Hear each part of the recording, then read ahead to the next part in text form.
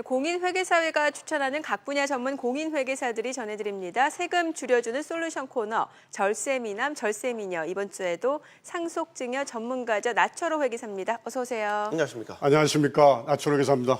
네, 자 그럼 먼저 주제부터 함께 보도록 하죠. 여보, 아버님께서 증여해 주신다던 상가 말이에요.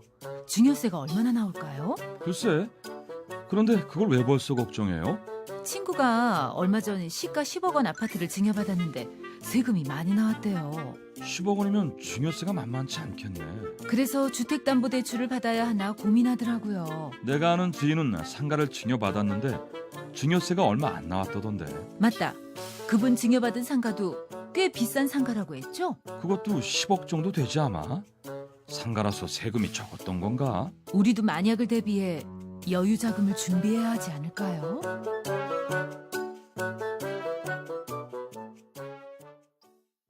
네, 웹툰 사례를 보면 회계사님, 시세가 네. 같아요. 10억으로 같은데 네. 아파트와 상가에 부여되는 세금은 차이가 많이 난다.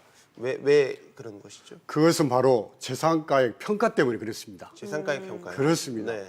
시가를 객관적으로 확인할 수 있는 아파트의 경우에는 시가로 평가해야 되지만 시가를 확인할 수 없는 상가의 경우에는 기준시가로 평가할 수 있기 때문입니다. 그렇군요. 시가를 객관적으로 확인한다라는데 어디서 어떻게 확인할 수 있나요? 또 보통 기준 시가는 어떻게 결정이 되죠? 네, 시가는 KB부동산, 한국감정원, 국토해양부, 실거래가 조회에서 확인이 가능하고요. 네. 상가의 경우에는 기준시가가 시세 대비 30%, 토지는 42%, 단독주택은 48%를 기록하고 있습니다. 그래서 기준시가로 평가하는 상가와 시가대로 평가하는 아파트와 세금 차이가 크게 나게 되는 거군요. 그렇습니다. 시가 10억인 아파트를 증여했을 때 세금 2억 1천만 원, 기준시가로 평가할 수 있는 상가 증여 시 4천만 원, 무려 1억 7천만 원 정도 차이가 발생하도록 되어 있습니다. 네. 지금 세금이 1억 7천만 원이나 차이가 난다라고 하면 굉장히 큰 액수인데 그렇죠. 뭐 10억 원 상당의 상가를 자녀에게 물려주려고 하는 경우에 상가를 바로 증여해 줄 수도 있겠습니다만 상가를 팔아서도 현금으로도 증여를 할 수 있을 것 같은데 현금으로 증여를 할 경우에는 세금이 얼마나 되죠? 네. 많은 분들이 상가를 처분해서 현금으로 증여하는 것을 생각하는데 이럴 때 세금이 많이 나옵니다. 그래요. 예. 상가는 먼저 처분했을 때 양도소득세 2억 5천만 원, 네. 이를 다시 증여 시 1억 4천, 무려 3억 9천이라는 세금이 발생이 되도록 되어 있습니다. 이럴 때는 상가를 먼저 기준시가로 증여해 주는 것이 절세 전략이 되겠습니다. 그렇군요. 다시 한번 정리를 하면 상가를 처분을 해서 현금으로 증여해 주는 게 아니라 바로 상가를 증여해 주고 자녀가 직접 양도하는 것이 세금을 줄일 수 있는 방법이다. 아, 맞습니다. 네. 예를 들어 상가를 기준시가로 증여했을 때는 4천만 원, 네. 이를 자녀가 양도했을 때는 1억 8천만 원, 토탈 세금이 2억 2천으로 먼저 증여해 주는 경우가 1억 7천만 원 정도 절세가 되도록 되어 있습니다. 네. 이것이 바로 재산가의 평가를 이용한 절세 전략이 되겠습니다. 알겠습니다. 네. 자, 뭐 이제 상가는 알겠는데 그 아파트의 경우는 시세대로 평가한다라고 말씀을 주셨는데 이를 두고 꽤 다툼이 많다고 들었거든요. 왜 그런 거죠? 그렇습니다. 예를 들어 시가라는 것은 특정 가격이 아니라 하한가에서 상한가로 형성되어 있지 않습니까? 그렇죠. 네. 예, 예. 시가 10억인 아파트는 9억에서 11억까지 형성되어 있는데 납세자는 낮춰 신고하려고 할 것이고 세무당국은 이를 인정하려고 하지 않기 때문에 늘 다툼의 대상이 되고 있다.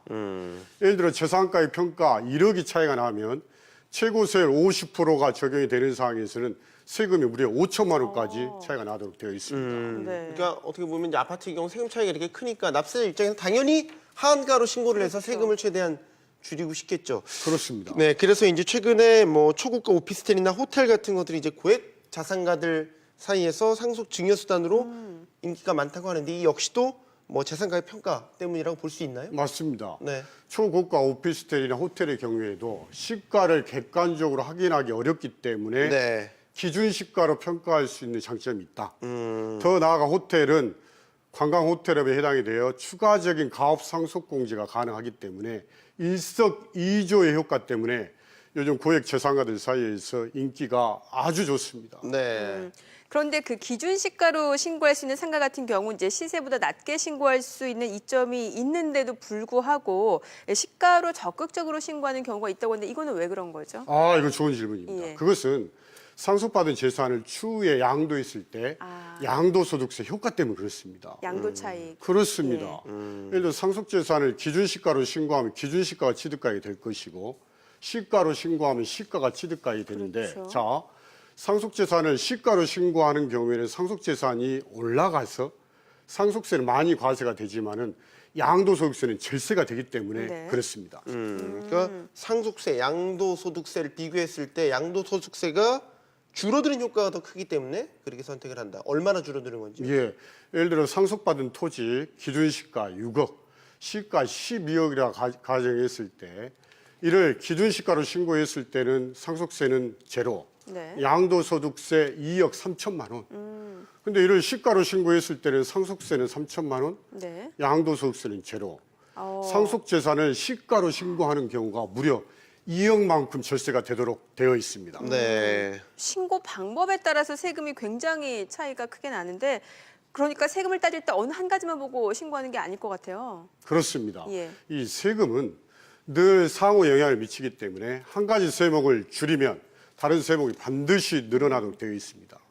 오늘 이 시간에는 기준시가로 평가할 수 있는 상가의 경우가 세 부담에서 유리하다. 둘째, 그러나 시가로 신고하는 경우가 양도소득세 효과 때문에 유리한 경우가 있으니 반드시 따져보자. 오늘의 절세 전략입니다. 알겠습니다. 자, 오늘 절세미남 또 나초로 회계사와 함께했습니다. 감사합니다. 잘 감사합니다. 들었습니다.